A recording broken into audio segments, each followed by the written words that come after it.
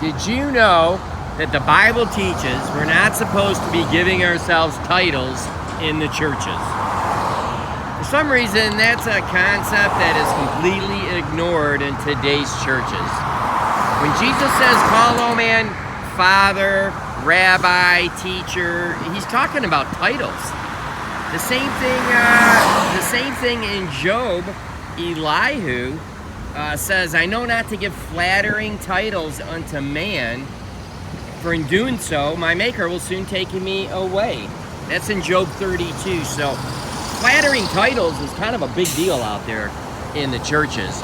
And not only is there the title of pastor, now they've invented new titles. There's associate pastor, there's media pastor.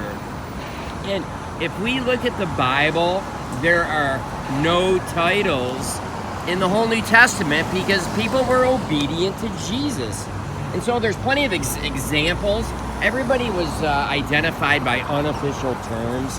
I mean, even John, the great apostle on the Isle of Patmos, in the first chapter of Revelation, he says, I, John, your brother, and companion in tribulation.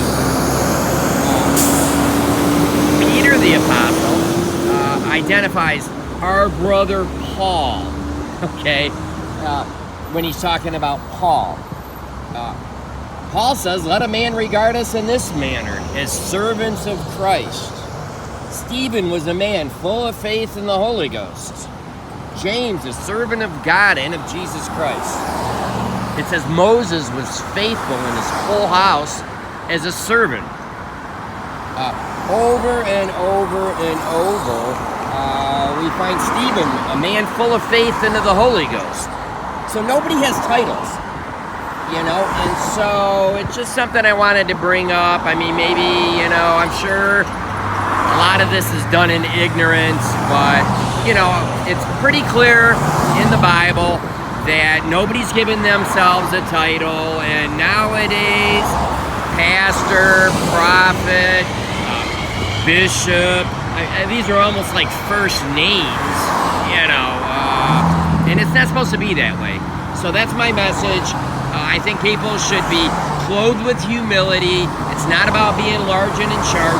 Jesus said that we are all brethren. We are not supposed to elevate ourselves above the brethren. And throughout the whole New Testament, everybody was identified by unofficial terms and no titles. So that's my message.